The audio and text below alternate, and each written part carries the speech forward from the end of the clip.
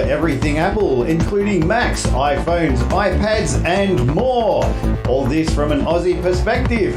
Sit back, relax, insert yourself into the zone.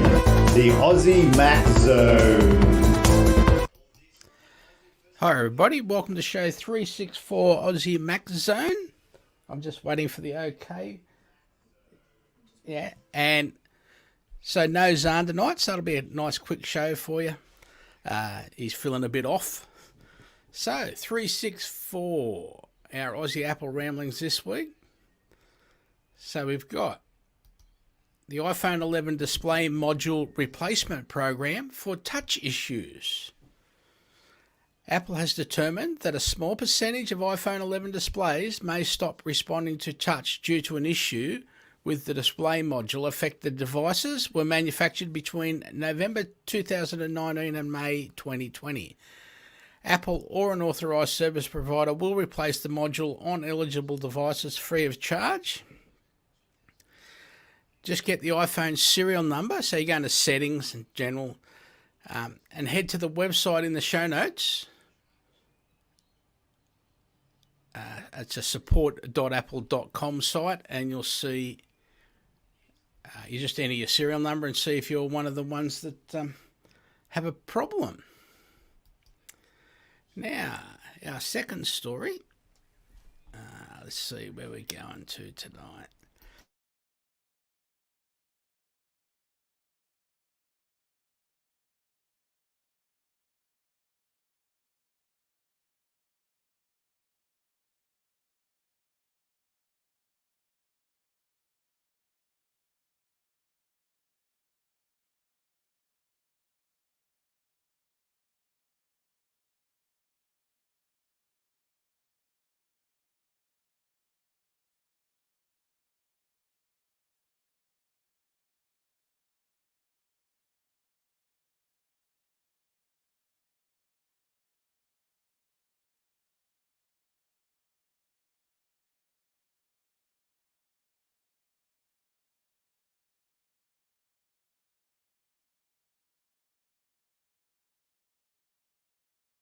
Was a mess mucked up, wasn't it? Hang on, I'll just go back to the beginning because I was still muted.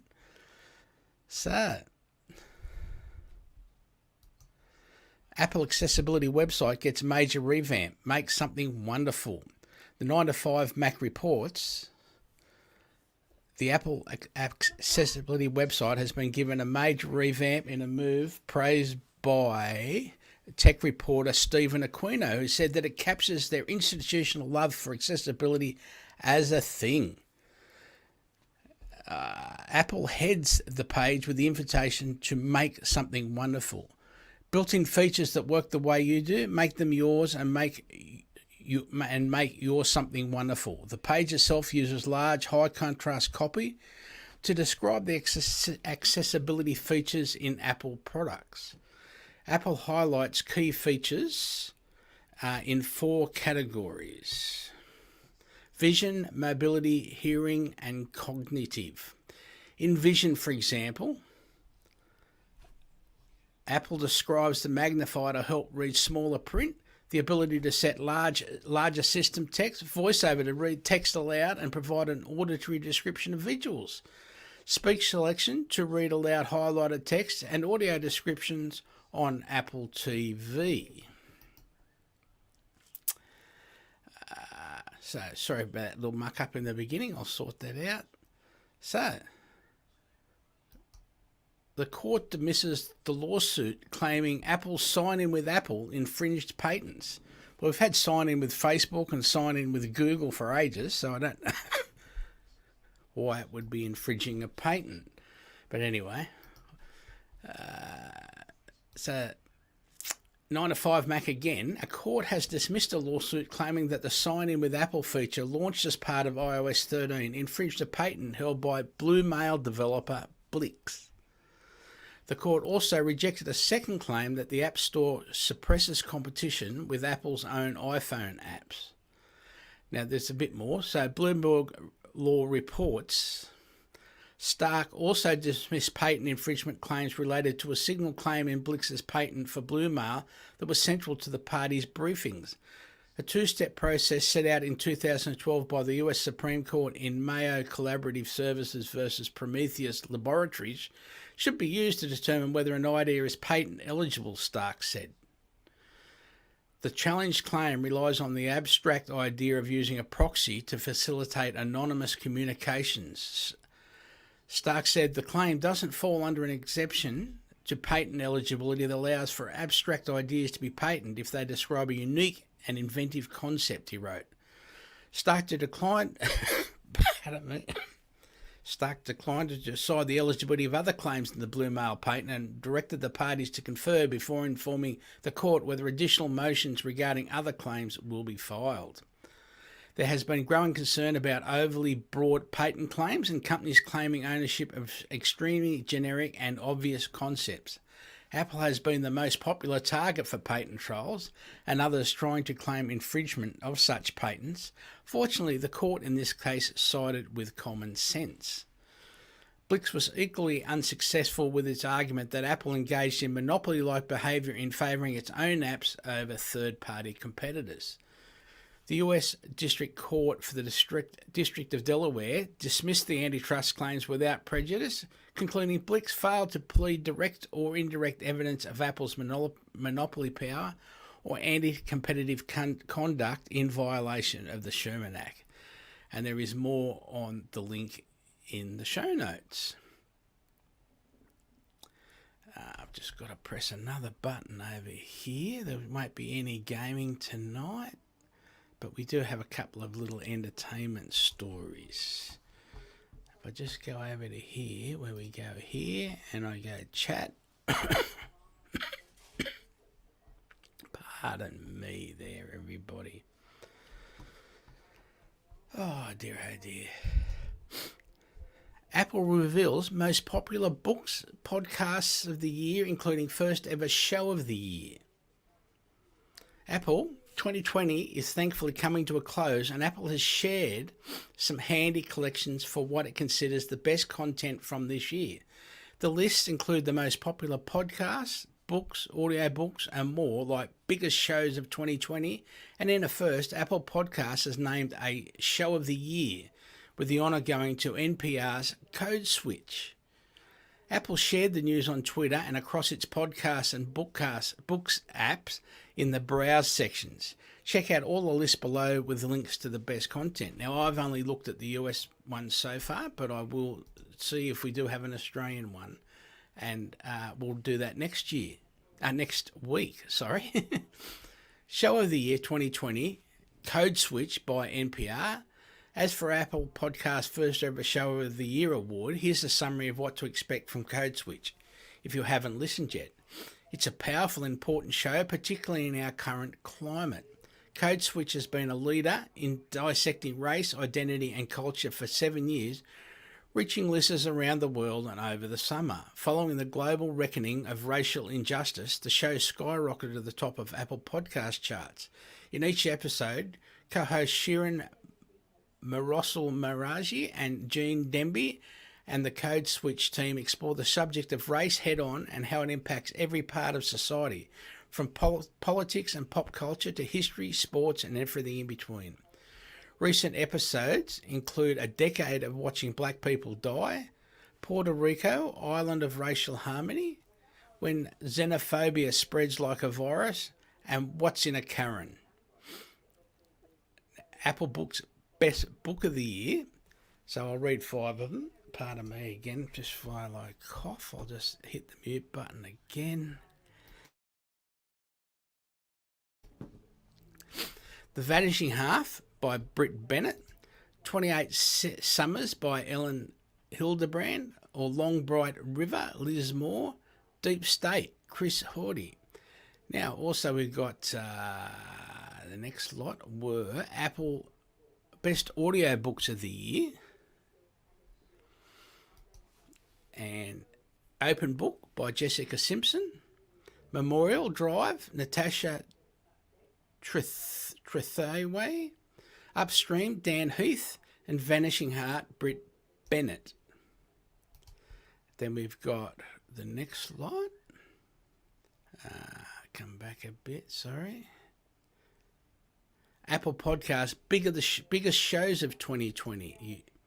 Stuff You Should Know by iHeartRadio, This American Life, The Daily by New York Times, Crime Junkie by Audio Chuck, and My Favourite Murder with Karen Kilgariff and George Hardshack. Then we've got biggest news shows of 2020. Unlocking Us with Brene Brown, Nice White Parents by New York Times and Serial, Counterclock by Audio Chuck, Red Ball by Audio Chuck, Smart Less with Will Arnett, Jason Bateman and Sean Hayes. Apple Podcasts, our favourites this year. California Love by LAist and KPCC, Canary by The Washington Post, Dying for Sex by Wandery, Fancy by Maximum Fun. So there's a whole list of nice new shows for us to watch. There's a link in the show notes for everything.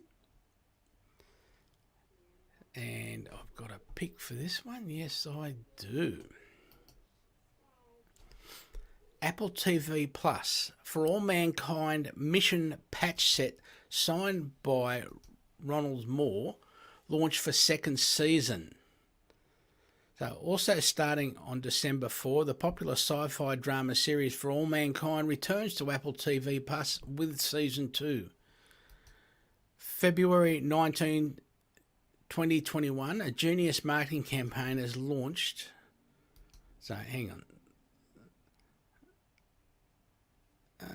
I don't think it launches till February 19. A Genius marketing campaign has launched ahead of the season premiere that includes a new mission patch set autographed by the legendary Ronald Moore. Most missions to space in the real world are commemorated with unique patches that include key aspects of the mission. That's what people behind this For All Mankind patch set are honouring. Each mission patch is created for fictional missions that occur in the second season of the alternative history sci-fi series. The set includes 19 different patches, each one measuring at least 3.5 inches and made from a combination of cotton and polyester. On the back of each patch is an iron-on material, making it easier to attach them to things like clothing or bags. To top it all off, the tin holds the patches and are autographed by Ronald Moore, the show's creator and writer. The Alt History Mission patch set should make for a great holiday gift for space enthusiasts and Apple fans alike. The tin includes Apple TV Plus branding as well. Space Explored founder and managing editor Zach Hall had the opportunity to chat with former NASA astronaut Garrett Reisman, a consult on For All Mankind, on 9 to 5 Mac's Happy Hour podcast. Reisman was interviewed on the podcast to talk about what it's like working behind the scenes on the show, as well as being an astronaut. So there are only 100 sets available, and you will need to know someone in the US or Canada, because that appears to be the only places they'll ship to. But you can contact them at iconheroes.com and maybe they will post them to Australia. But yeah, they might be worth contacting, but I'd probably get in quick as soon as there is only 100 sets available. Now, yep. Something new for the new iOSs. iPhone 8 and later now support 1080p FaceTime calls with iOS 14.2. 9 to 5 Mac again. It turns out Apple included a stealthy update with iOS 14.2 that didn't appear in the release notes. With the latest public release, iPhone 8 and later have gained support for 1080p FaceTime HD video calls on Wi-Fi and for iPhone 12 on 5G and Wi-Fi. Discovered by Mac Magazine via Google Translate, Apple didn't detail the upgrade in resolution for FaceTime calls that has arrived for all iPhones all the way back to iPhone 8. However, it looks like the support came with the public release of 14.2. After some digging, Mac Magazine noticed Apple quietly updated the specs page for devices like the iPhone XR shortly after 14.2 debuted in November. And going further, Apple highlights the FaceTime HD support, its iPhone comparison tool, the iPhone 8 and later offering high-res support over Wi-Fi. The only advantage of the iPhone 12 lineup when it comes to FaceTime HD is support for the resolution over both Wi-Fi and 5G. Mac Magazine notes in its test that the improvement to the FaceTime HD on supported phones is quite noticeable. For now, FaceTime HD is not supported on the iPad. So, that's good, and it is noticeable when you're doing 1080p. So, yeah. Now, don't forget, things when we're stuck indoors, for those of us stuck indoors, remember to enjoy your kids and or your pets that are also stuck at home. Going mental, as we know. Now, what about, pardon me, there's a video that details ARM Windows virtualization on M1 Max, nearly 2 times faster performance than on the Surface Pro 10 or Surface Pro X. ZNet reports last week we saw the first successful virtualization of ARM Windows 10 on an M1 Mac. The good news is that it even appeared to be pretty snappy. Now we've got to look at a helpful walkthrough and a peek at real-world performance in a new video, including the M1 Mac Mini blowing away Microsoft Surface Pro 10. Alexander Graf was the first to successfully run an ARM Windows virtualization on an M1 Mac. He used the QEMU open source machine emulator and an insider preview of Windows. Now, based on the work by Graf, there's a new build of the open source ACVM launcher by Zarn and 3 others that works with QEMU to run ARM Windows on ARM Macs. So how to run ARM Windows on M1 Macs. YouTuber Martin Noble shared a useful video of the process to run ARM Windows virtualization on Apple Silicon, as well as a real-world look at the overall impressive performance, considering it's an unofficial workaround. Impressively, the Martin's M1 Mac Mini benchmarked much higher than Microsoft's Surface Pro X, almost doubling the single-core score and coming in almost 2,000 times higher in the multi-core store. Sure, it's not a desktop like Mac Mini, but you can get about the same performance from the $999 M1 MacBook Air, a closer competitor to the $999 Surface Pro. So that's something I'm looking forward to trying when my MacBook Air finally turns up. I wish I knew how long it was going to be. I have ordered it from a company that I do work with. So, iPhone zero-click Wi-Fi exploit is one of the most breathtaking hacks ever. Ars Technica reports memory corruption bug in the iOS kernel that gave attackers remote access to the entire device over Wi-Fi with no user interaction required at all. Oh, and exploits were wormable, meaning radio proximity exploits could spread from one nearby device to another, once again with no user interaction needed. The Wi-Fi packet of death exploit was devised by Ian Beer, a researcher at Project Zero, Google's vulnerability research arm. In a 30,000-word post published on Tuesday afternoon, Beer described the vulnerability and the proof-of-concept exploit he spent 6 months developing single-handedly. Almost immediately, fellow security researchers took notice. Beware of dodgy Wi-Fi packets. This is a fantastic piece of work, Chris Evans, a semi-retired security researcher and executive and founder of Project Zero, said in an interview. It really is pretty serious. The fact you don't have to really interact with your phone for this to be set off on your is really quite scary. The attack is just you walking along, the phone in your pocket, and over Wi-Fi someone just worms in with some dodgy Wi-Fi packets. Beer's attack worked by exploiting a buffer overflow bug in a driver for AWDL, an Apple proprietary mesh networking protocol that makes things like AirDrop work. Because drivers reside in the kernel, one of the most privileged parts of the operating system, the AWDL flaw had the potential for serious hacks. And because AWDL passes Wi-Fi packets, exploits can be transmitted over the air with no indication that anything is amiss. Now, there is more in the Ars Technica article. I'll link in the show notes. Say hi to the boys. They're watching. Sorry? Say hi to the boys. Hide my voice. To the boys. Hi. Sorry. Say hi to the boys. Yeah. Hi, Kellyanne. Hello, my beautiful grandchildren listening to me. Very, very good. It's only a short little one because Daddy's sick. So, our Apple product announcement tip for December 8. What to expect. A leaked Apple Kerr memo suggests that there could be a hardware announcement from Apple soon. Now, I never saw the memo, so Tom's guide reports maybe there's one more thing coming from Apple in 2020. According to a new leak of an internal Apple memo, the company has told service providers that Apple Care changes will be coming next Tuesday, December 8. These sorts of changes, as MacRumors reported, have historically coincided with product announcements. And this time, the time will be 8:30 a.m. ET. So that's Eastern time, which is about 10:30 Pacific time in America. That's about the same time Apple has announced some previous products via a press release without an event attached.